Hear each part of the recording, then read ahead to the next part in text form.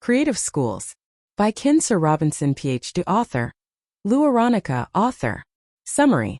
Creative Schools reveals how fundamentally broken our formal education system really is, and how we can change our perspective to teach children the competencies and things they actually need to navigate the modern world. I remember where I first saw Sir Ken Robinson's face. On the TED website.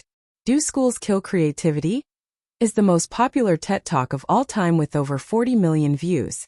The knighted Professor Emeritus from the University of Warwick has dedicated most of his life to transforming education, especially with respect to the arts. If you thought school was boring and feel it didn't prepare you too well for real life, then you and Ken Robinson will get along just fine. He's been criticizing the standardized testing machine we call school for years. In Creative Schools, he outlines how we can fundamentally shift our perspective to help shape schools that actually teach kids what they need to know. And don't think it's an effort in vain, even if you've long finished all sorts of schooling. We're all teachers at some point in our lives, and it's up to us to be the best ones we can be. Here are 3 lessons to show you where schools are, where they need to go, and how we can make it happen. School is not designed to make you well educated. It's designed to make you a useful, obedient worker. When you're teaching someone, think of yourself as a gardener. The most important things we can teach our children are curiosity, creativity, and criticism. Ready to make school a better place for future students? Here's how a true teacher extraordinaire thinks we can do it. Lesson 1. Schools aren't meant to make you better. They're designed to make you an obedient, productive employee. Have you ever thought about why schools are the way they are? What they were created for?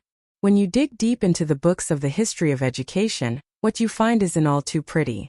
Before our Western formal school system was introduced, only few people were schooled. Usually the sons and daughters of rich people would have private teachers to teach them in a variety of subjects like history, art, math, language, biology, and music. Why the sudden change? Why have everyone learned these things? Because after the Industrial Revolution, people would need them to do their work. It's simple. To do highly standardized factory work, people would need highly standardized factory knowledge. So at the turn of the 19th to the 20th century, Western governments introduced mass education built around conformity and obedience, using the same linear processes that made factories so efficient. 100 years later, our kids still run through the same standardized, test-infested machine to become cogs in the system when those cogs have long stopped being valuable.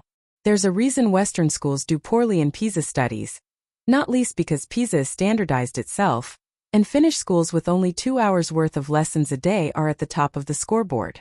Schools are not designed to make you smarter.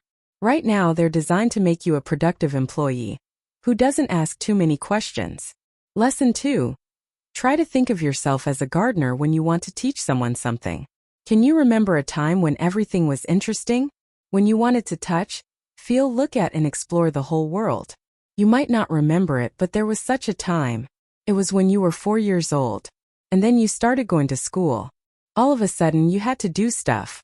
Not because it was fun, but because it was required. And you started disliking books, disliking the subjects, and you stopped exploring. If you didn't and you like school, there was only one person responsible for this, your teacher. Great teachers nurture the creativity and curiosity of kids. They expand it instead of nipping it in the bud by making their lessons boring.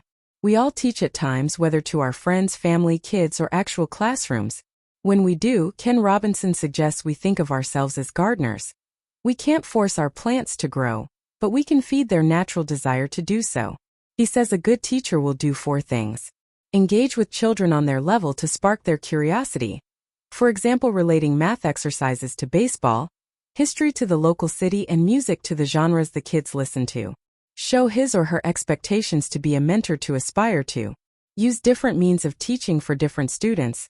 No 2 human beings are exactly alike. Bestow children with the confidence to handle whatever difficult tasks the world will throw at them.